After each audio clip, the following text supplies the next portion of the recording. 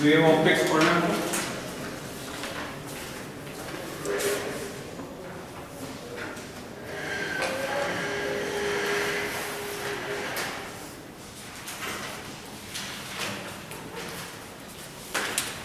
Wave optics का weightage approximately 2 marks निकलती है, 7 मार्क्स, लगभग 7 नंबर के क्वेश्चन। इसमें बड़ा क्वेश्चन भी बनता है 3 नंबर में, 5 नंबर में बनता है, 3 मार्क्स के लिए, 5 मार्क्स के लिए प्रिपेयर है। न्यूमेरिकल बन सकता है YDS से, रिजॉल्विंग पावर पे क्वेश्चन पूछ सकते हैं। रिजॉल्विंग पावर जो है इसमें आते हैं वेव ऑप्टिक्स। न्यूमेरिकल जो है पोलराइजेशन पे पूछ सकते हैं।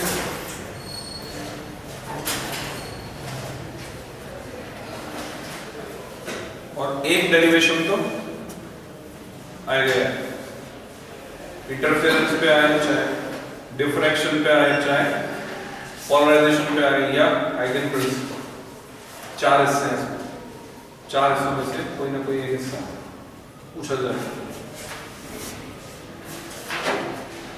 रिजॉल्विंग पावर में कोई डेरिवेशन नहीं आता, रिजॉल्विंग पावर का तो कंसेप्चुअल क्वेश्चन आता है कि कब बढ़ेगी कब घटेगी। माइक्रोस्कोप टेलीस्कोप को तुम पढ़ते हो ऑप्टिकल इंस्ट्रूमेंट में, मैग्नीफाइंग पावर वहां पर है, रिजॉल्विंग पावर इस चैप्टर में, क्योंकि रिजॉल्विंग पावर लिंक्ड है डिफ्रैक्शन के साथ, तो डिफ्रैक्शन से लिंक करके उसको यहां पर इस चैप्टर में एक और आर्टिकल पढ़ते हो, special article validity of ray optics. छोटी क्लास में तुमने पढ़ा था rectilinear propagation of light, light चलती है स्ट्रेट लाइन में, तो स्ट्रेट लाइन में चलती है, तो फिर यहाँ पर वेव की तरह कैसे बिहेव कर रही है, यहाँ तो बेंड हो रही है। वेव ऑप्टिक्स में हम लाइट मुड़ती कैसे है, डिफ्रैक्शन में परसेंट मुड़ती कैसे, वेव नेचर उसको हमें समझना है। 7 मार्क्स अप्रॉक्सीमेटली।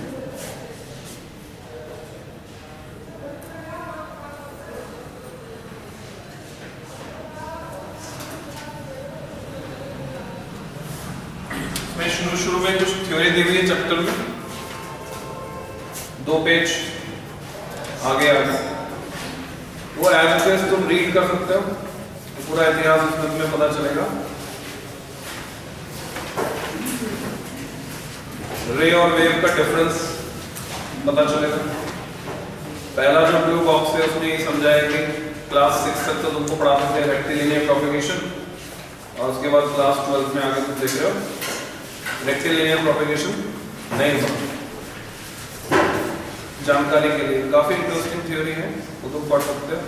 कौन कौन से साइंटिस्ट का क्या कंट्रीब्यूशन रहा, वापस से अगर मैं नाम लूं, डेस्कार्टे ने कॉप्सुलर थ्योरी दी थी, बाद में न्यूटन ने कॉप्सुलर थ्योरी में अपना कंट्रीब्यूशन दिया, फिर कॉप्सुलर थ्योरी को न्यूटन के नाम से जाना था।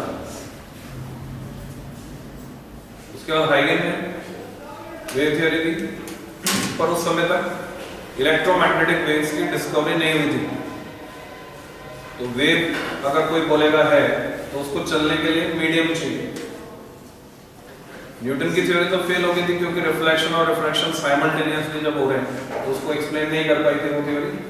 और दूसरी बात, डेंसर मीडियम में जाने पर नॉर्मल के पास आई तो स्पीड बढ़ रही थी न्यूटन की थ्योरी मान, पर हम जानते हैं डेंसर मीडियम में स्पीड डिक्रीज हो जाती है। तो प्रैक्टिकल ऑब्जर्वेशन और थ्योरेटिकल प्रेडिक्शन दोनों में कॉन्फ्लिक्ट आ गया, तो न्यूटन की कॉप्सुलर थ्योरी से नहीं समझाया जा सका बाद के फिनोमेना। इंडिविजुअली रिफ्लेक्शन को समझाया जा सका, और जब रिफ्लेक्शन और रिफ्रैक्शन साइमल्टेनियसली हो रहे हैं तो उसको एक्सप्लेन नहीं किया जा सकता। न्यूटन की कॉप्सुलर थ्योरी फेल हो गई, तो हाइगन ने फिर वेव मान के समझाया। तो ये सारी डिटेल वहां पर है। फिर वेव नेचर कैसे प्रूव हुआ, अलग अलग साइंटिस्ट ने इसमें क्या कंट्रीब्यूट किया। यंग ने वेव लेंथ नाप दी, YDS के थ्रू क्या करते हैं कुछ एक्सपेरिमेंट करते हैं, वेव लेंथ नाप लेते हैं तो वेवलेंथ उसी की नाप सकते हैं जो वेव हो। तो यंग के एक्सपेरिमेंट से प्रूव हो गया कि हाँ वेव नेचर है। माइकलसन मॉडल के एक्सपेरिमेंट में इंटरफेरेंस है। तो ये जो फिनोमेना था इंटरफेरेंस, डिफ्रैक्शन, पोलराइजेशन, इनको समझाने के लिए हमको ये मानना पड़ा कि लाइट वेव नेचर है। जबकि बीच में जो एक फिनोमेना और डिस्कवर हुआ फोटोइलेक्ट्रिक इफेक्ट, उसको समझाने के लिए मानना पड़ा कि पार्टिकल नेचर है। तुम्हें पता होना चाहिए कि कौन से फिनोमेना पार्टिकल नेचर से समझाए जाते हैं और कौन से फिनोमेना वेव नेचर मान के समझाया जाता है। Interference, diffraction, polarisation, reflection, refraction, इनको हम वेव मान के समझा। रिफ्लेक्शन रिफ्रैक्शन को पार्टिकल मान के भी समझा सकते हैं।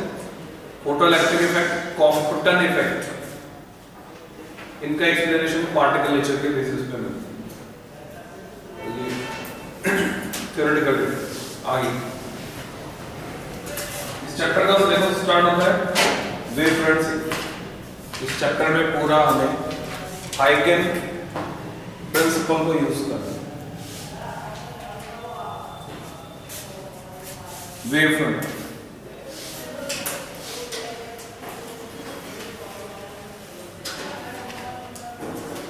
कई जगह लिखना है तो शॉर्ट फॉर्म इसके लिए हम यूज करेंगे WF, वेव फ्रंट। बहुत इंपॉर्टेंट कई जगह।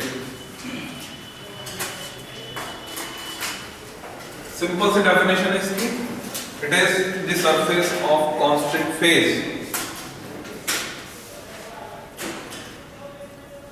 It is the surface of constant phase.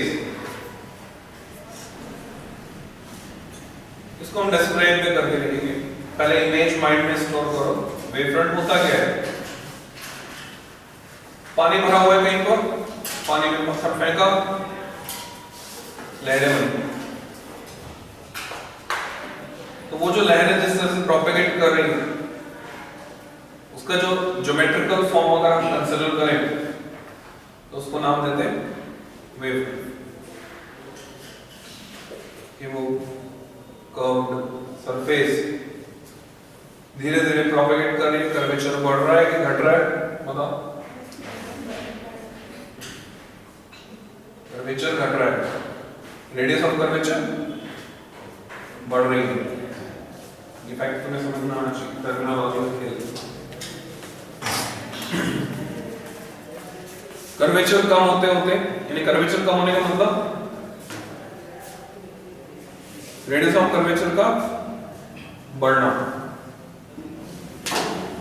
Curvature finally खत्म हो जाता है जब सरफेस कैसे हो जाती है? प्लेन हो जाती है।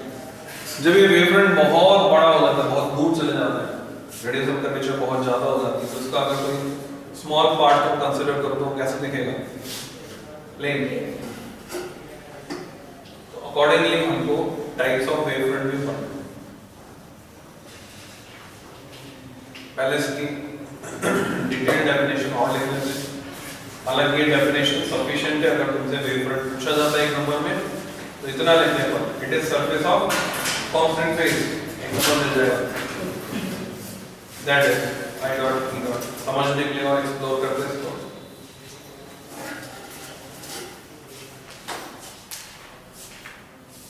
इसको हम लोकस कह सकते हैं। मैथमेटिक्स में हम एक टर्म यूज करते हैं लोकस, हिंदी बोलते हैं बिंदु पर, यानी कुछ पॉइंट्स को मिलाते हैं जो कर्व मिलेगा। तो ये लोकस है उन सारे पॉइंट्स का, उन सारे पार्टिकल्स का, वो पार्टिकल्स जो उस मीडियम में सेम फेज में वाइब्रेट कर रहे हैं, सारे एक साथ क्रेस्ट पे जा रहे हैं, सारे एक साथ ट्रफ पे जा रहे हैं, उन सबको ज्वाइन करें तो जो ज्योमेट्रिकल सरफेस बनेगी उसको क्या बोलेंगे? Wave. That is it is locus of LOCUS, locus of all such points, locus of all such points which are vibrating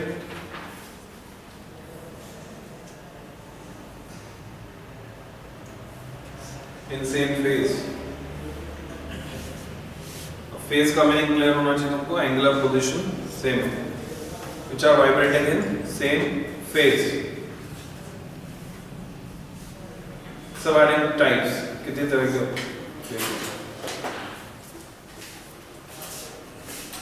type में फर्स्ट स्फेरिकल,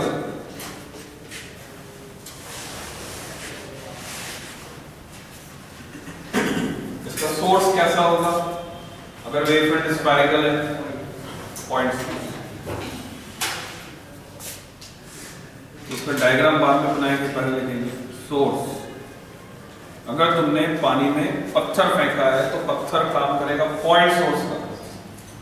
अगर कहीं पर बल्ब जल रहा है तो पानी की बात होगी, लाइट भी किसकी फॉर्म में चल रही है? वेव की फॉर्म में।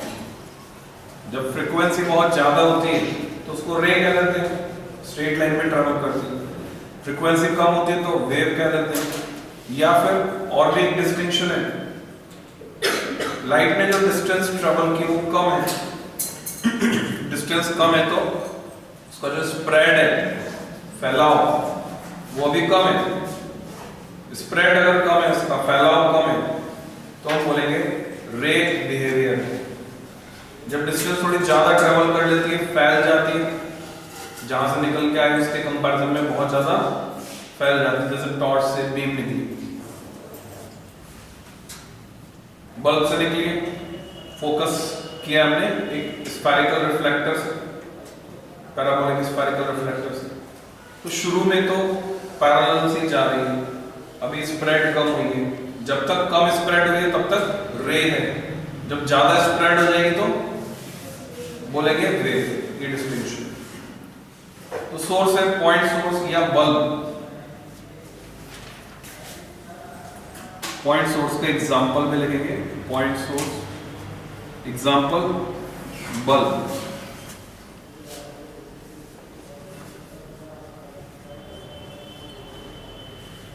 बल्ब से स्फेरिकल वेवफ्रंट बनता है। पानी में पत्थर फेंको तो भी स्फेरिकल वेवफ्रंट बनता है। इंटेंसिटी कैसे वैरी करेगी?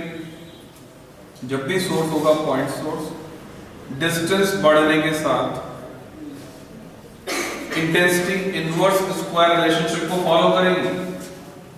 Intensity is just like electric field, वो भी इंटेंसिटी होती है, electric field intensity, magnetic field वो भी इंटेंसिटी होती है, ग्रेविटेशनल फील्ड इंटेंसिटी, और ये सब किसको फॉलो करते हैं? Inverse square law. तो लाइट में भी ये इंटेंसिटी किसको फॉलो करेगी? इनवर्स स्क्वायर लॉ को फॉलो। अगर सोर्स पॉइंट सोर्स तो पूरा का पूरा सिमेट्रिकल रिलेशनशिप समझ सकते हो। सिंगल पॉइंट चार्ज होता है तो उसके कारण electric field intensity inverse square relationship को फॉलो करती है, पर डाइपोल होता है तो रिलेशन बदल जाता है, इनवर्स क्यूब रिलेशनशिप को फॉलो करती है। तो यहाँ डाइपोल जैसा नहीं है कुछ, डाइपोल होगा तो यहाँ पर भी रिलेशन होता है, दो ऐसे सोर्स होंगे जो अपोजिट नेचर रखते हो। जैसा भी कोई डिस्कवरी वैसे होती हुई नहीं है कि अपोजिट नेचर वाले एक लाइट फेंक रहे हैं, लाइट एब्जॉर्ब कर रहे हैं, पर लाइन सोर्स है। जैसे लीनियर चार्ज होता है, लीनियर चार्ज डिस्ट्रीब्यूशन, तो फॉर्मूला क्या हो जाता है electrostatic 2k lambda by r inversely proportional to r। यहां पर भी देखोगे अगर लाइन सोर्स होगा, सिलेंड्रिकल वेवफ्रंट होगा, तो intensity inversely proportional to r हो जाएगी। फिर प्लेन शीट ऑफ चार्ज, वहां पर क्या देखा था? Intensity, electric field intensity sigma upon 2 epsilon 0 independent of distance. यहां पर भी जब प्लेन हो जाएगा वेवफ्रंट तो क्या होगा? इंडिपेंडेंट ऑफ डिस्टेंस, डिस्टेंस पर डिपेंड नहीं करेगी, इंटेंसिटी चेंज नहीं होगी। इसका डायग्राम बनाएंगे। Suppose this is source of disturbance S। एक तरीका वो है जैसे एनसीईआरटी में दिखा रखा है, तुम्हारी मर्जी तुम वैसे दिखाओ। दूसरा थोड़ा आसान तरीका मैं यहाँ पे दिखा रहा हूं, दोनों वैलिड है। फॉर्म लाइन से मैंने दिखाया क्रेस्ट को, जैसे पानी में पत्थर फेंका या ये बल्ब जल रहा है। डॉटेड लाइन से मैं दिखा रहा हूं ट्रफ, देन अगेन क्रेस्ट। इस तरह से वेव फ्रंट ट्रैवल कर रहा है। तो तीन जो ज्योमेट्रिकल कंस्ट्रक्शन मैंने अभी बनाए हैं यहाँ पर, इन तीनों को ही हम कहते हैं वेव फ्रंट।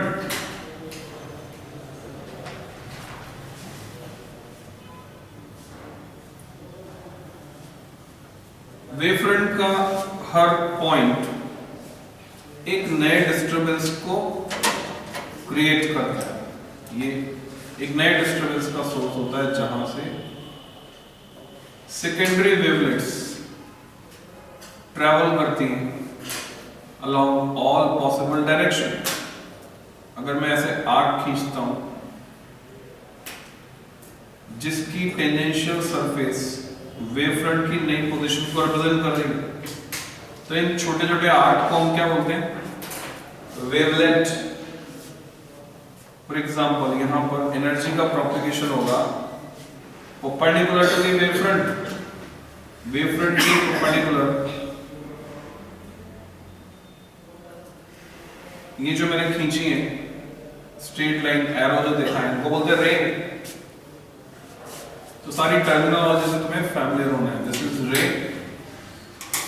और ये जो छोटा आर्क तुम्हें दिख रहा है, इस आर्क को बोलते हैं वेवलेट। वास्तव में वेवलेट पहले ड्रॉ होगी, वेव फ्रंट बाद में ड्रॉ होगा। मान लो मुझे ये प्रेजेंट पोजीशन पता है वेव फ्रंट की, कि वेव फ्रंट अभी W1 पोजीशन पर है, और मैं ये जानना चाहता हूं कि टाइम t बार ये कहां पहुंच जाएगा। तो क्या तरीका है? इसके किसी भी पॉइंट से आर्क लूंगा मैं। आर्क लेंथ कितनी लूंगा मुझे पता है। इस मीडियम में जो स्पीड है लाइट की, वो स्पीड है v। t टाइम बाद कितनी डिस्टेंस ट्रैवल कर लेगी light? v into T. vt के बराबर आर्क लेकर प्रकार के नौ के रखकर आर्क खींचूंगा यहां से यहां से यहां से। तो पहले तो वेवलेट्स मिलेंगे, और वेवलेट्स पर टेंजेंशियल सरफेस अगर मैं खींचता हूं तो मुझे नई पोजीशन मिल गई वेव फ्रंट की W2।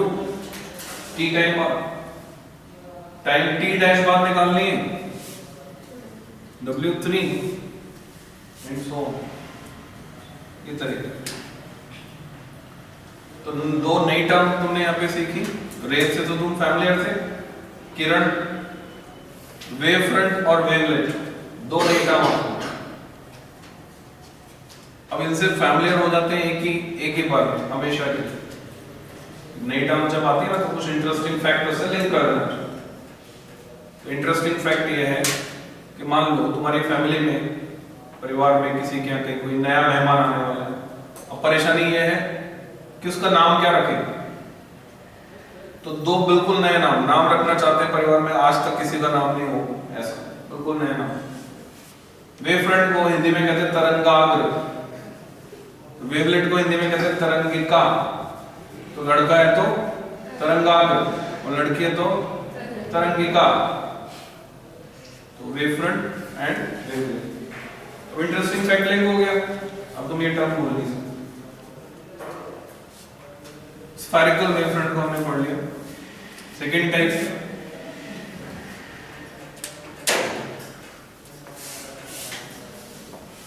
Cylindrical.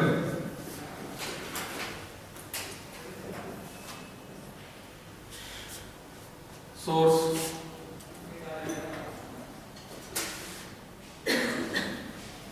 Light source. Example है ट्यूबलाइट, बल्ब के कोरस्पॉन्डिंग अभी ट्यूबलाइट लीनियर। और पत्थर के कोरस्पॉन्डिंग, पानी में पत्थर फेंकने के बजाय एक डंडी लेकर ऐसे ऊपर नीचे की जाए पानी में, तो जो डिस्टरबेंस बनेगा पूरा एक सिलेंडर प्रोपेगेट करेगा। एक कंफ्यूजन और होता है, जैसे ये स्फेरिकल वेव फ्रंट बना, पानी की बात करें, पानी में पत्थर फेंका और ये लहरें बनी, तो हम नाम तो दे रहे हैं स्फेरिकल और दिखता कैसा है हमको? सर्कुलर। तो वो कंफ्यूजन क्लियर हो जाना चाहिए। एक्चुअल में पानी के अंदर की तरफ भी डिस्टरबेंस प्रोपेगेट करता है। In form of compression and rarefaction. तुमने पढ़ा था छोटी क्लास में, इनसाइड वाटर कौन सी रेज चल रही है, लॉन्गिट्यूड, सरफेस ऑफ वाटर पर ट्रांसवर्स वेव मोशन। तो सरफेस पर सर्कुलर दिख रहा है, अंदर भी जा रहा है कंप्रेशन रेयरफेक्शन के फॉर्म में। साइमल्टेनियसली हवा में भी ये डिस्टरबेंस प्रोपेगेट कर रहा है। हवा में इसके प्रोपेगेट करने की स्पीड अलग है, हवा में तेजी से बढ़ेगा क्योंकि हवा रेयर मीडियम में स्पीड ज्यादा है। तो हवा में हेमिस्फेरिकल जाएगा, पानी में हेमिस्फेरिकल जाएगा, और जो दिख रहा है वो सरफेस पे सर्कुलर दिख रहा है। अदरवाइज पूरा का पूरा स्फीयर एक्सपांड होता है, जैसे वो पत्थर गया। हाँ, डिस्टोर्शन आ जाएगा उसमें क्योंकि हवा में स्पीड है ज्यादा, तो ऊपर वाला स्फीयर तेजी से बढ़ेगा और नीचे वाला स्फीयर धीमे धीमे बढ़ेगा, उसकी स्पीड कम होगी बढ़ेगी। यहां पर इंटेंसिटी की बात करें तो I प्रोपोर्शनल 1/r, और प्रैक्टिकली हम इस फैक्ट को यूटिलाइज करते हैं।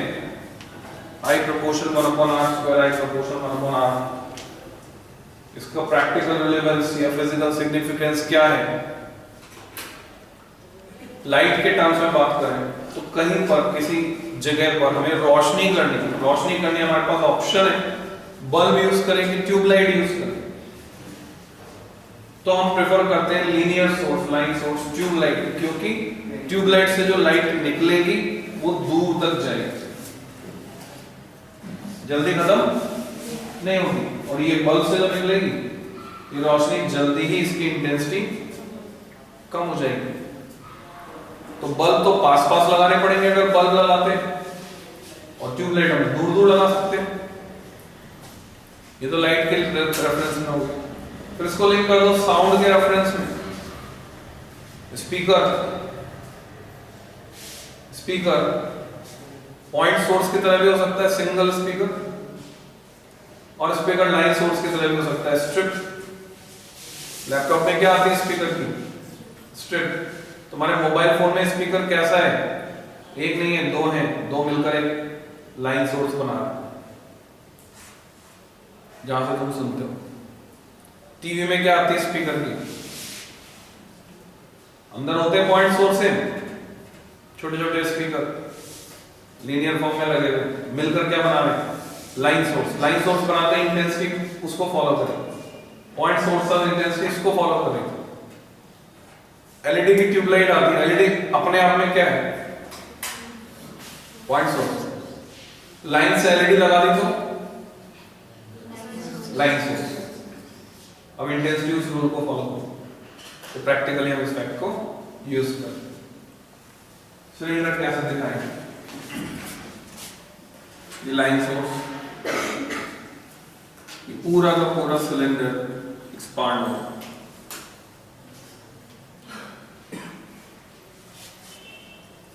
रे वेवलेट उधर भी रेडियली हर डायरेक्शन में,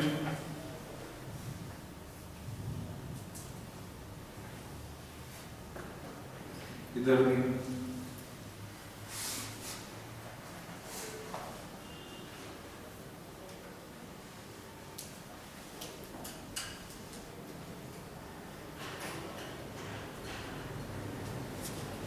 तो तुम पहचान सकते हो इसमें वेवलेट कौन सी है, वेवफ्रंट कौन सा है, रे कौन सी है।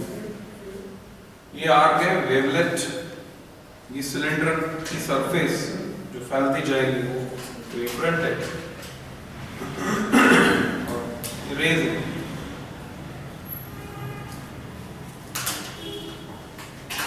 इसमें कुछ बच्चे कंफ्यूज हो जाते हैं, सोचते हैं अच्छा सिलेंडर फैल रहा है तो क्या खाली ऐसे ही जाएगा या बड़ा भी होगा? लॉन्गिट्यूड का ट्यूबलाइट की रोशनी पर गौर करो।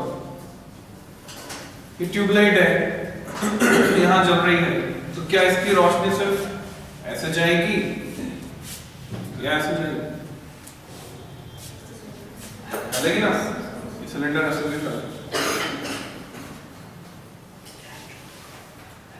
थोड़ा सा कॉम्प्लेक्स फिनोमेना है, कोशिश करेंगे तो धीरे धीरे समझ में आ जाए।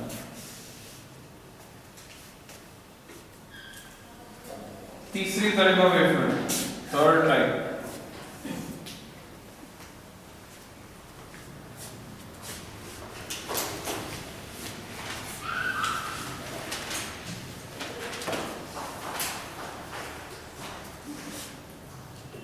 प्लेन।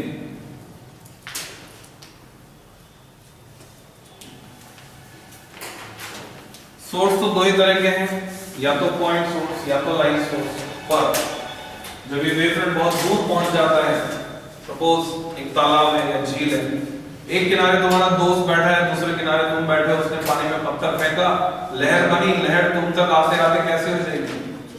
प्लेन हो चुके हो। तो प्लेन वेवफ्रंट के लिए सोर्स है।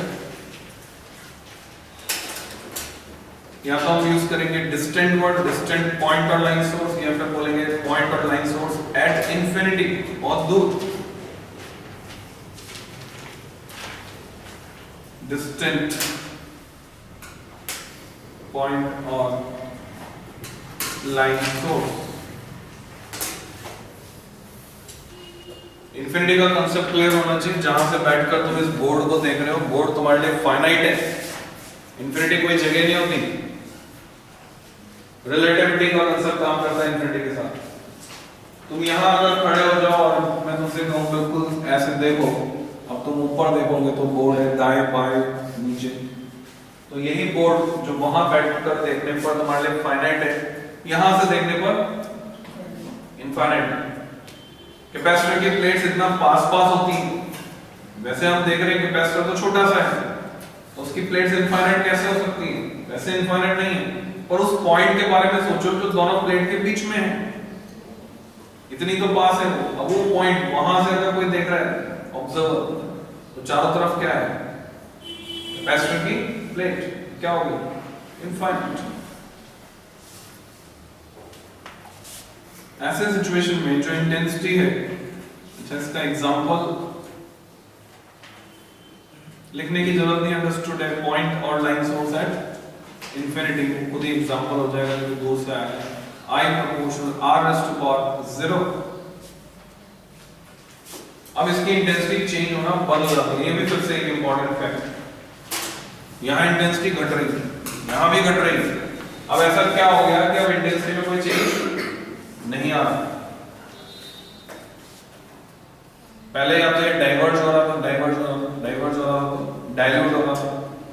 अब ना डाइवर्ज हो रहा ना कन्वर्ज हो रहा। अगर कन्वर्ज हो तो कंसंट्रेट होगा और डाइवर्ज हो तो डाइल्यूट होगा। अब इंटेंसिटी कांस्टेंट होगी। इसको समझने का तरीका यह है कि अगर इसका एग्जांपल लें तो सनलाइट जो हम इंटरसेप्ट कर रहे हैं अर्थ पर, यहां से देखने पर सूरज कैसा दिख रहा है? Point source. तो उससे जो वेवफ्रंट निकल रहे हैं, वहां निकलते वक्त तो स्फेरिकल रहेंगे, पर हम तक पहुंचते पहुंचते डिस्टेंस इतनी ज्यादा है सन और अर्थ के बीच, प्लेन हो गई। स्टार से जो लाइट आ रही है वो हम तक पहुंच रही है in form of plane wavefront. ये पूछा जाता है एग्जाम में, एक नंबर में क्वेश्चन पूछते हैं कि वो लाइट इंटरसेप्ट कर रहे हो, वेवफ्रंट कैसा है? तो प्लेन वेवफ्रंट, क्योंकि डिस्टेंट है, सोर्स बहुत दूर है। तो सूरज की धूप सर्दियों में अगर तुम्हें खानी है, सूरज की धूप, धूप खाने के लिए तुम कहां बैठ सकते हो? मैदान में, या बैठ सकते हो छत पर। मजे की बात यह है कि छत पर भी इंटेंसिटी उतनी ही फील होगी जितनी की मैदान में, because I proportional R is to power 0। Intensity of distance पर डिपेंड नहीं करेगी, क्योंकि वो वेवफ्रंट किसमें कन्वर्ट हो गया है? प्लेन वेवफ्रंट में कन्वर्ट हो गया। इसको लिंक करें समुद्र की लहरें जो बहुत दूर से आ रही हैं, अब उसकी इंटेंसिटी पे कोई फर्क नहीं पड़ता। हाँ, कोई ऑब्स्टेकल आएगा तो कम होगी या बढ़ेगी? जो बन चुकी, थियोरेटिकली ऐसा लग रहा है proportion R is to power 0, dependent है, बहुत दूर से जाना। इसको रिप्रेजेंट करने के दो तरीके हैं, या तो हम ऐसे दिखाएं, क्रेस्ट, ट्रफ, क्रेस्ट, रेक, वेवलेट,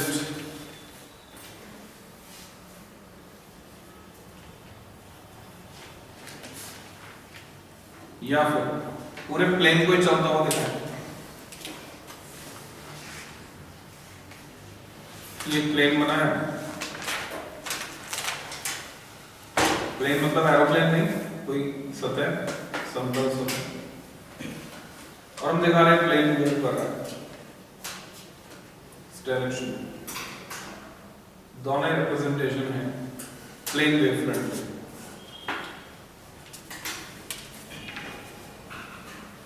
तो तुमने पढ़ लिया टाइप्स ऑफ वेव फ्रंट।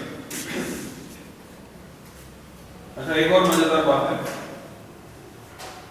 ये प्लेन वेव फ्रंट वाली बात कि मैंने कुछ बोला, तुमने सर्टेन इंटेंसिटी सुनी, ये आवाज सर्टेन डिस्टेंस ट्रैवल करने के बाद कन्वर्ट हो गई प्लेन वेव फ्रंट में। इसका मतलब अब ये कभी खत्म होने वाली नहीं है, ये तो प्रोपेगेट करती रहेगी इनफाइनाइट टाइम तक, आगे और आगे और आगे टकराएगी, इधर उधर से घूमती रहेगी, रिफ्लेक्ट होगा, रिफ्लेक्शन होगा। प्लेन वेव फ्रंट कैसे रिफ्लेक्ट होगा? In form of plane wave front. ये आवाज कभी खत्म होने वाली नहीं।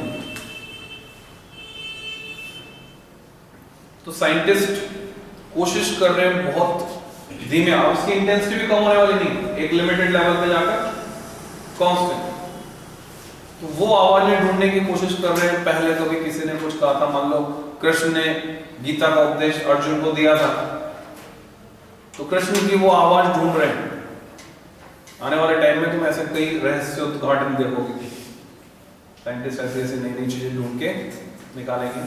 हमारे भारत में भी चल रहा है रिसर्च एंड डेवलपमेंट, तो वो आवाजें अब भी कैप्चर करने की कोशिश की जाती है, क्योंकि वो आवाज कभी खत्म नहीं होगी, इस प्रिंसिपल को मानना।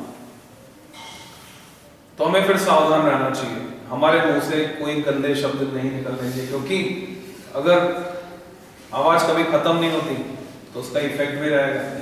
तो यही चीजें जो है एटमॉस्फेयर बनाती है हमारे आसपास, पॉजिटिव या फिर negative.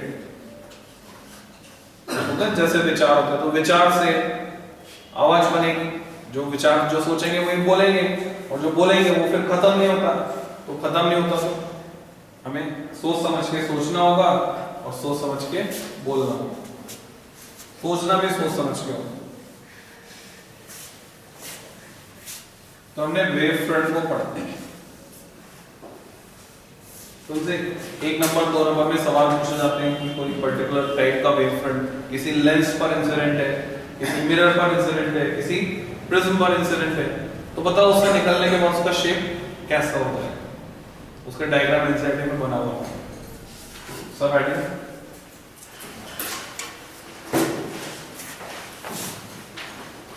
Shape of A wave front incident on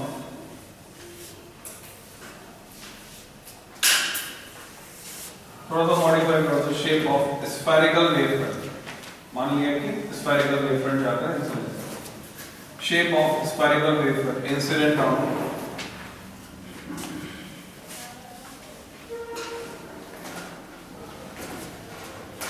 dash.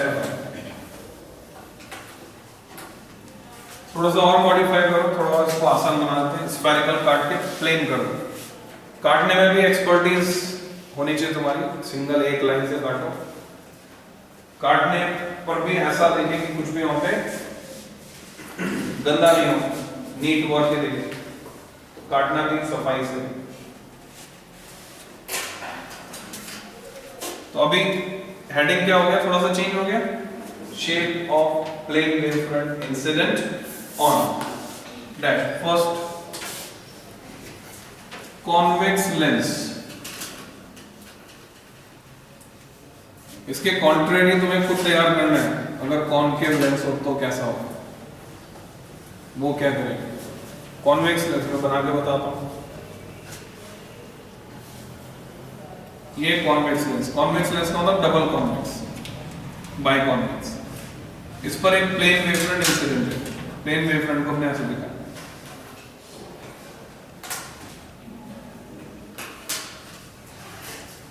Wave front का नाम रखा A B. Incident wave front A B. तो रिफ्रैक्टेड वेव फ्रंट कैसा होगा? रे ऑप्टिक्स का लॉजिक लगा है। तो रे ऑप्टिक्स ये कहती है कि जो रेज आ रही है पैरेलल, उनको लेंस क्या करेगा? इसके फोकस पर फोकस कर देगा। वेव ऑप्टिक्स से इसको कैसे समझाएंगे? वेव ऑप्टिक्स से ऐसे समझाएंगे कि ये वाली रे जिसको कांच में ज्यादा दूरी तय करनी है, ये स्लो हो जाएगी, यहां पर कम स्पीड से चलेगी, पीछे रह जाएगी। अब वेव फ्रंट बोलते हैं सरफेस ऑफ कांस्टेंट फेज, और फेज सेम रहे उसके लिए जरूरी है टाइम में डिफरेंस ना है, उसके लिए जरूरी है पाथ में डिफरेंस ना है। तो उस कंसेप्ट से अगर आप देखें तो सरफेस ऑफ कांस्टेंट फेज अगर मैं यहाँ पे बनाना चाहता हूँ तो ये वाली वेव तो पीछे रह जाएगी। सेम टाइम में मानो कि ये यहाँ तक पहुंच पाई, ये तो आगे निकल जाएगी, ये भी आगे निकल जाएगी। आगे निकल जाएगी तो इसमें बेंडिंग इफेक्ट आएगा एक्चुअली, तब ये लेंथ ज्यादा मिलेगी। इसमें बेंडिंग इफेक्ट आएगा तब ये लेंथ हमको ज्यादा मिलेगी। तो शेप जो है वेव फ्रंट का कैसा हो जाएगा? प्लेन वेव फ्रंट स्फेरिकल में कन्वर्ट हो गया। ये लेंथ ज्यादा, ये लेंथ कम, क्योंकि ये स्पीड कम। बेंडिंग इफेक्ट कैसे है इसको समझने का सिंपल सा एग्जांपल है। किसी चीज को तुमने गर्म किया हो, जैसे प्लास्टिक या रबड़ को गर्म किया हो, या उसको जलते हुए गर्म होते हुए देखा हो, कैसे होता है? मुड़ जाता है। अगर वो एकदम यूनिफॉर्म नहीं है, कहीं से मोटा है कहीं से पतला है, तो मुड़ जाता है। या फिर हम बात करें बायोमेटालिक स्ट्रिप की, एक साइड कॉपर एक साइड आयरन, कॉपर के लिए अल्फा ज्यादा है, कोएफिशिएंट ऑफ लीनियर एक्सपांशन, और आयरन के लिए कम है, तो किस साइड से मुड़ जाएगा? आयरन कम फैलेगा, कॉपर ज्यादा फैलेगा, तो आयरन वाली साइड बैंड हो जाएगा, कॉपर वाली साइड बाहर रहेगी। तो ये बैंडिंग इफेक्ट आया, और इसकी टेंडेंसी होगी ऐसे डॉटेड लाइन बनाकर दिखाएंगे फोकस पर फोकस होने की। तो वेव फ्रंट कैसा हो गया? प्लेन था, स्फेरिकल हो गया, एंड कन्वर्जिंग, कन्वर्ज हो रहा है, स्फेरिकल एंड कन्वर्जिंग। और इसका रिवर्स भी ट्रू है। प्रिंसिपल ऑफ रिवर्सिबिलिटी अगर लगाते हैं तो अगर यहां लाइट सोर्स पड़ा है और उससे निकल रहा है पॉइंट लाइट सोर्स से स्फेरिकल वेव फ्रंट निकल रहा है, और ये लेंस पर आकर इंसिडेंट होगा, तो जैसे रे ऑप्टिक्स में बोलते हैं रेस पैरेलल हो जाती है, तो ये क्या करेगा? प्लेन वेव फ्रंट में कन्वर्ट कर देगा, स्फेरिकल वेव फ्रंट कन्वर्ट हो जाएगा प्लेन में। इसका रिवर्स भी ट्रू है। ऐसे कॉनकेव के लिए तुम्हें अपने आप सोचना है, कॉनकेव क्या करेगा? प्लेन वेव फ्रंट को स्फेरिकल एंड डाइवर्जिंग में कन्वर्ट करेगा। कैसा शेप होगा वो बनाकर खुद देखें। अगर टाइम लगा है तो फिर इमेज फॉर्मेशन तो कोई नहीं। अगर टाइम लगा है रेज तो फिर इमेज फॉर्मेशन तो डिस्टॉर्शन आ जाएगा, टाइम लैग आ नहीं सकता। सेम फेज हम बोल रहे हैं, तो सेम टाइम पर कहां पहुंच रहे हो वो देखेंगे। नहीं तो क्या होगा? जैसे टीवी है उसमें टाइम लैग आ रहा है, तो कभी तो तुम्हें सर दिखेगा, कभी पैर दिखेगा, इमेज के अलग अलग पार्ट अलग अलग टाइम पर दिखेंगे, ऐसा होगा। या इमेज फॉर्मेशन नहीं होगा जैसे तुमको, ठीक है। जैसा बिहेवियर कॉन्वेक्स लेंस का होता है एग्जैक्टली वैसी ऑप्टिकल प्रॉपर्टी होती है कॉनकेव मिरर। तो अगर ये प्लेन वेव फ्रंट इंसिडेंट है कॉनकेव मिरर पर, इंसिडेंट को ए बी, रिफ्रैक्टेड को यहां पे नाम दे दिया मैंने C D. C D is the refracted. तो यहां पर भी सपोज ये प्लेन वेव फ्रंट है, 3 रे कंसीडर कर रहा हूं मैं, 3 डिफरेंट रेज जाने वाले को 2 एरो लगाकर दिखाया, incident wave front A B. Hard and fast rule है, तुम्हारी मर्जी कैसे दिखाना। तो अब ये मिरर क्या करेगा? यहां तुम्हें दिख रहा है कि इसके कर्वेचर की वजह से इफेक्ट आएगा कि ये जो बीच वाली रे है ये तो पीछे रह जाएगी क्योंकि ज्यादा दूर जा रही है, ये वाली कम दूर जा रही है, ये ज्यादा पार्ट ट्रेवल करेगी, ये कम पार्ट ट्रेवल करेगी। तो आफ्टर रिफ्लेक्शन इसका शेप चेंज हो जाएगा। ये ज्यादा पार्ट जो ट्रेवल करेगी और जो कम पार्ट ट्रेवल करेगी, मान लो ये तो रिफ्लेक्ट होकर यहीं तक पहुंची, ये रिफ्लेक्ट होकर यहां तक पहुंच जाएगी उतनी देर में, तो इसका शेप हो जाएगा कॉन्वेक्स। उसकी टेंडेंसी होगी फोकस पर, फोकस होगी। रे ऑप्टिक्स से भी समझा सकते हैं और वेव ऑप्टिक्स से भी समझा सकते हैं। Reflected wavefront is CD, incident wavefront is AB।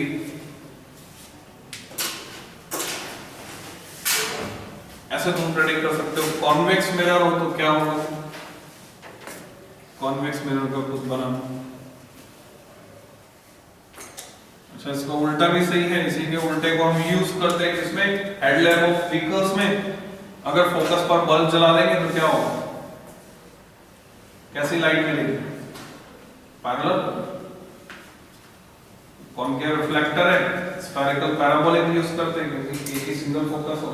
यहाँ पर तुमने बल्ब जला दिया, लाइट बल्ब पर गिर रही है, बल्ब की ये लाइट इसने क्या किया, कन्वर्ट कर दिया किसमें, प्लेन वेवफ्रंट। स्फेरिकल गया था, रिफ्लेक्ट होकर प्लेन हो गया।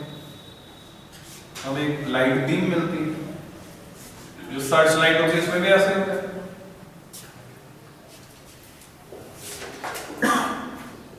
Third, prism. हमें पता है मिरर या लेंस क्या प्रोड्यूस करते हैं, या तो कन्वर्ट करते हैं या तो डाइवर्ज करते हैं, यानी क्या बोलेंगे इसको, कौन सा इफेक्ट, कन्वर्जिंग और डाइवर्जिंग बोलेंगे, ठीक है। कन्वर्ज करेंगे या फिर कन्वर्जेंस प्रोड्यूस करेंगे या फिर डाइवर्जेंस प्रोड्यूस करेंगे।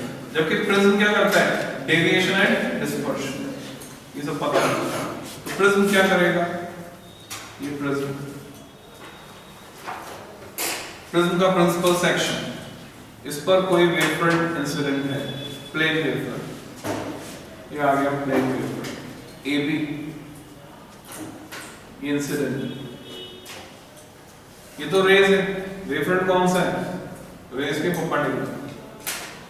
तो नीचे वाली रे को कांच में ज्यादा दूरी तय करनी है, ऊपर वाली रे को कांच में कम दूरी तय करनी है। कांच में स्पीड कम होती है, तो ऊपर वाली रे तो अब आगे निकल जाएगी, जो भी आगे निकल जाएगी उसकी बेंडिंग होगी, और पीछे वाली नीचे वाली रे पीछे रह गई। मान लो नीचे वाली रे तो T टाइम में यहीं तक पहुंची, ये T टाइम में यहां पहुंच गई, तो वेवफ्रंट कैसा हो गया, बैंड हो गया,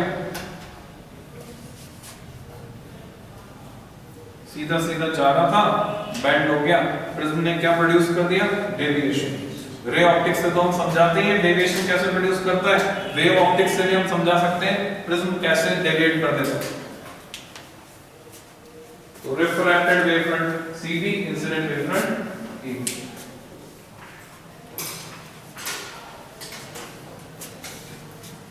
ये सारा एक्सप्लेनेशन, ये सब ज्योमेट्रिकल कंस्ट्रक्शन किसने एक्सप्लेन की, हाइगन। हाइगन का प्रिंसिपल पूछा जाता है 2 नंबर में, तो हमको क्या पढ़ना है, हाइगन का प्रिंसिपल 2 नंबर में क्या क्या लिखना है। Next article is Huygens principal.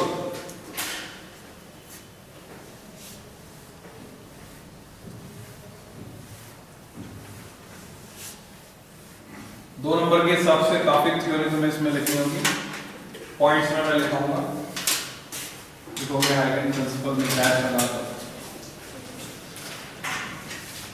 हाइगन gave geometrical details. Hagen gave geometrical details of traveling of a wave. Hagen gave geometrical details of traveling of a wave. हालांकि उसने माना था कि ईथर नाम का मीडियम जो है हर जगह है। मानना क्यों पड़ा था, क्योंकि उस समय तक स्थिति ये थी कि कोई ये मानने को तैयार नहीं था कि कोई वेव बिना मीडियम के चल सकती है, क्योंकि इलेक्ट्रोमैग्नेटिक वेव का तो एग्जिस्टेंस बाद में प्रूव हुआ, उस समय सिर्फ मैकेनिकल वेव हुआ। ज्योमेट्रिकल डिटेल्स उसने बताई, तो अकॉर्डिंग टू हिम उसने क्या क्या माना, उसने कुछ एडहॉक अजम्पशंस भी लिए। एडहॉक क्या होता है, आर्बिट्रेरी वर्ड से मिलता जुलता मीनिंग होता है। तो उसने कुछ एडॉक अजम्पशंस भी लिए, ऐसे लैंग्वेज एनसीईआरटी में यूज हुई है, वो अजम्पशंस क्या थे वो भी हमें समझना है। उसमें पहला पॉइंट हम लिख सकते हो, पहले समझ लो उसके बाद देखते हैं कैसे कैसे क्या बताएं। पहले पॉइंट में हमको बताना है वेवफ्रंट होता क्या है, यानी पहले पॉइंट में आएगी वेवफ्रंट की डेफिनेशन। हम बताएंगे कि वेव ट्रैवल करती है इन फॉर्म ऑफ वेवफ्रंट, और ये वेवफ्रंट क्या है, सरफेस ऑफ कांस्टेंट फेस, इसको डिफाइन करेंगे। सेकंड पॉइंट में हम ये बताएंगे कि ये जो वेवफ्रंट है इसका हर पॉइंट सेकेंडरी डिस्टरबेंस का सोर्स है, और वहां से secondary wavelets in all possible direction move करती हैं with speed of light in that medium. समझते जाना, इमेज स्टोर करते जाना। बल्ब है, सोर्स, उससे लाइट निकल रही है, अब वो लाइट कैसे प्रोपेगेट कर रही है, ये सारे वर्ड्स एसोसिएट करते हैं।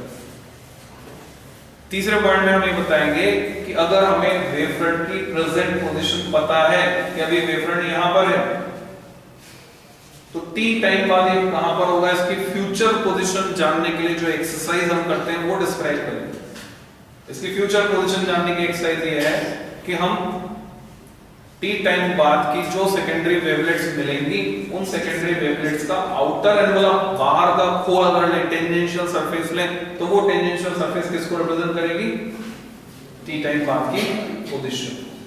ये तीसरे पॉइंट में।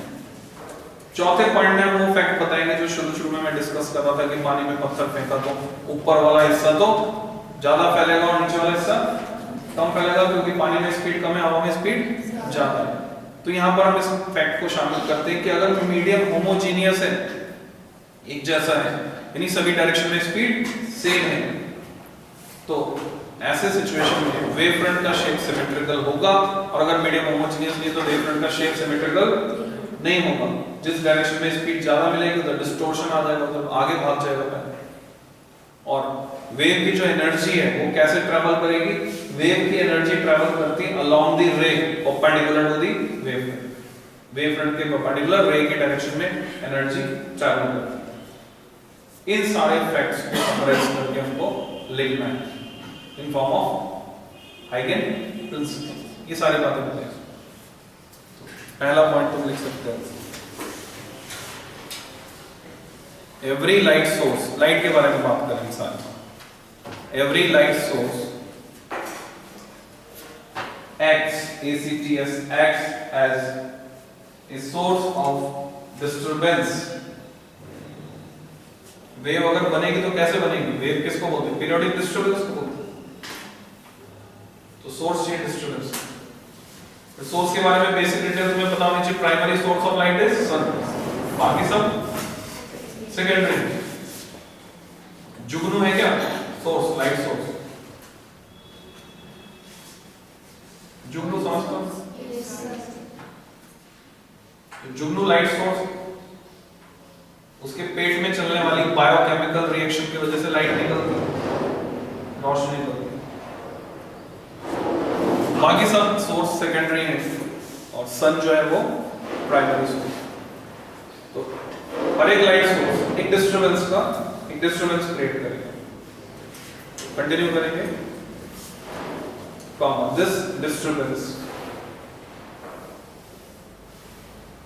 propagates in all possible directions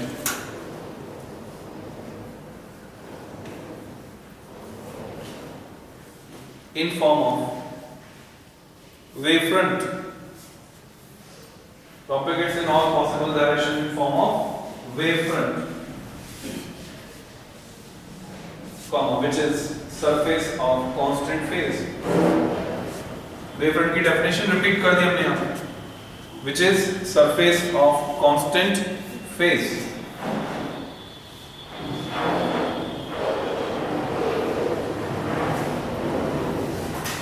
Second point,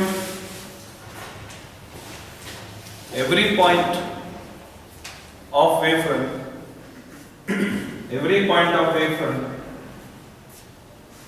is a source of secondary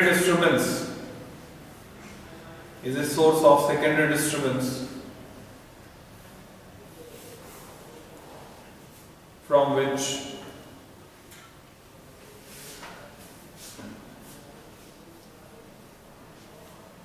secondary wavelets emerges, from which secondary wavelets थोड़ा अंडरलाइन कर दो और एक बात दिमाग में बिठा लो, ये जो वेवलेट्स होती हैं ये हमेशा सेकेंडरी ही होती हैं, प्राइमरी वेवलेट जैसी कोई चीज एग्जिस्ट ही नहीं करती।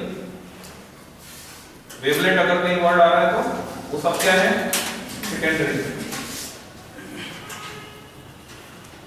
तुमने लिखा from which secondary wavelets emerges along all possible direction with speed of light in that medium. Emerges along all possible directions with speed of light in that medium.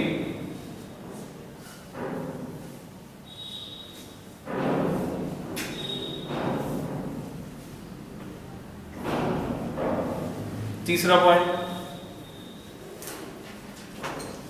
if we know present position, अगर हमें वर्तमान स्थिति पता है, if we know the present position of a wavefront, present position of a wavefront, then its future position after time t, its future position after time t, small t, is represented by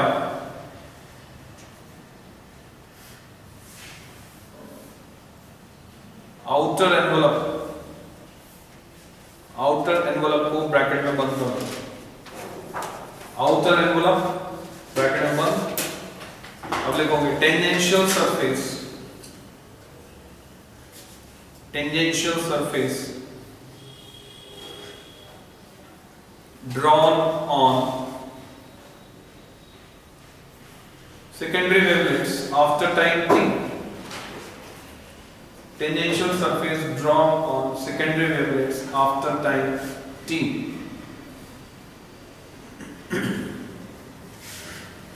तीसरा point हो गया। अब चौथा point,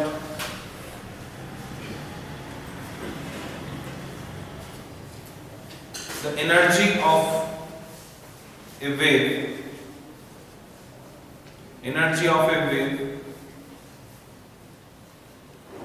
travel perpendicular to the wavefront, energy of a wave travel perpendicular to the wavefront along the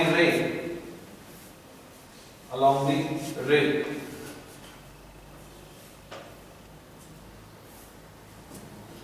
and if medium is homogeneous,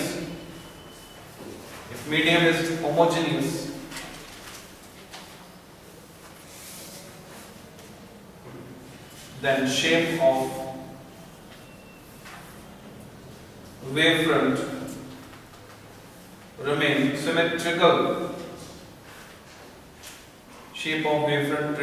symmetrical.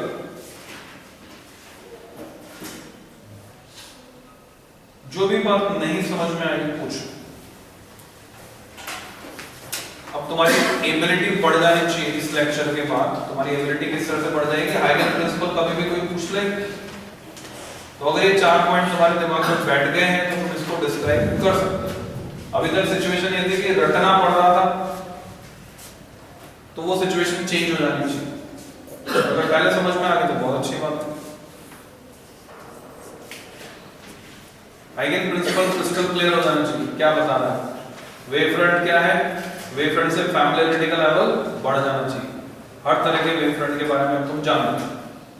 यानी हम ये सीखना चाह रहे हैं कि लाइट प्रोपेगेट कैसे करें, वेव नेचर मान। तो हमने हाइगन प्रिंसिपल पढ़ा और इसमें ऑड क्वेश्चन बनता है। ऑड क्वेश्चन किसको बोलेंगे, ऑफ बीट, अलग सा, जिसका जवाब आसानी से नहीं मिलता है या जिसका जवाब भी ऑफ बीट। हाइगन ने क्या बोला, इन ऑल पॉसिबल डायरेक्शन, यहां तक फिर बाद में एक अजम्पशन लिया उसने, इसको नाम दे रहे हैं एडॉक अजम्पशन। क्या अजम्पशन लिया उसने कि बैकवर्ड डायरेक्शन में इनकी इंटेंसिटी 0 होती है, फॉरवर्ड डायरेक्शन में इंटेंसिटी होती है जो भी सारी इंटेंसिटी होती है। तुमसे पूछते हैं कि ये जो वेवफ्रंट है, अगर बोल रहे हैं ऑल पॉसिबल डायरेक्शन ट्रैवल कर रहा है,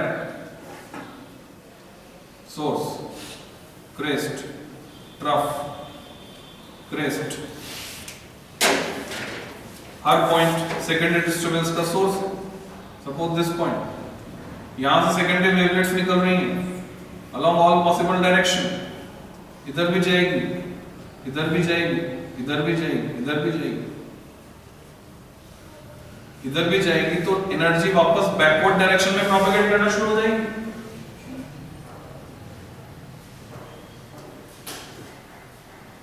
तो हाइगन ने बोला ऐसा नहीं होता, बैकवर्ड डायरेक्शन में प्रोपेगेट नहीं करता, और उसके लिए उसने सीधे सीधे एक अजम्पशन ले लिया कि इस डायरेक्शन में इंटेंसिटी 0 है, जो भी इंटेंसिटी है वो कौन सी डायरेक्शन में है, फॉरवर्ड डायरेक्शन में, बैकवर्ड डायरेक्शन में इंटेंसिटी 0।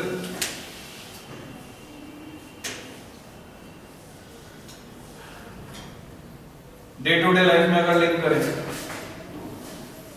तो जो रियर में जाने वाला गियर होता है, बैकवर्ड गियर, पीछे की तरफ जाना, रिवर्स गियर, रिवर्स गियर में गाड़ी क्या उतनी तेज चल सकती है जितनी फॉरवर्ड गियर में नहीं चल सकती। हम उल्टा चलने की कोशिश करें तो उतना तेज नहीं चल सकते जितना आगे की डायरेक्शन में। अब प्रैक्टिस के साथ ठीक है, कुछ लोग इसके डेवलप कर लेते हैं। तो यहाँ पर हम चाहें तो नेचर से लिंक करें इसको, बाकी इसका एक्सप्लेनेशन इसने नहीं दिया, इसने तो बोल दिया अजम्पशन ऐसा है, जैसे बोर्ड ने बोल दिया था, एक्सप्लेनेशन नहीं दिया, उसने बोला कि यहाँ स्टेशनरी ऑर्बिट है और h/2π का इंटीग्रल मल्टीपल होगा। एक्सप्लेनेशन किसने दिया था बाद में, डी ब्रोगली, कि वो कैसे होगा। तो उसी तरह से इसने एक अजम्पशन ले लिया, उसने इसका कोई एक्सप्लेनेशन नहीं दिया, एक्सप्लेनेशन दिया आगे किरचॉफ ने, पर वो हमारे सिलेबस में नहीं, हमें सिर्फ इसका अजम्पशन वहां तक पढ़ना है। तो बहुत रेयरली कभी कभी इस छोटा सा पार्ट क्वेश्चन का अटैच कर देते हैं। व्हाई? तो हम बुक के अंदर रहते हुए हमारा जवाब कैसे देंगे, जो आइडिया ने बताया वो बताया ना, तो स्टार मार्क करके नेक्स्ट लाइन में अलग से एक लाइन छोड़कर लिख लो।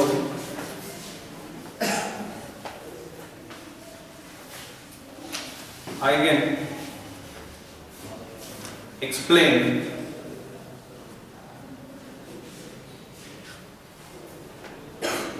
only forward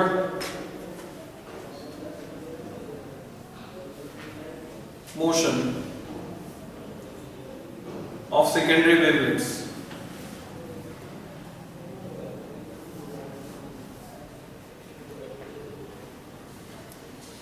regarding backward movement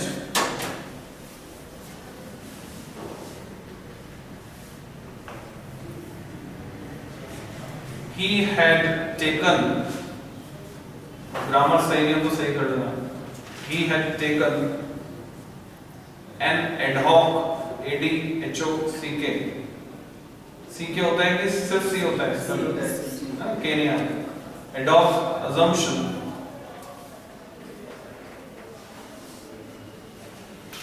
that intensity of secondary wavelets along backward direction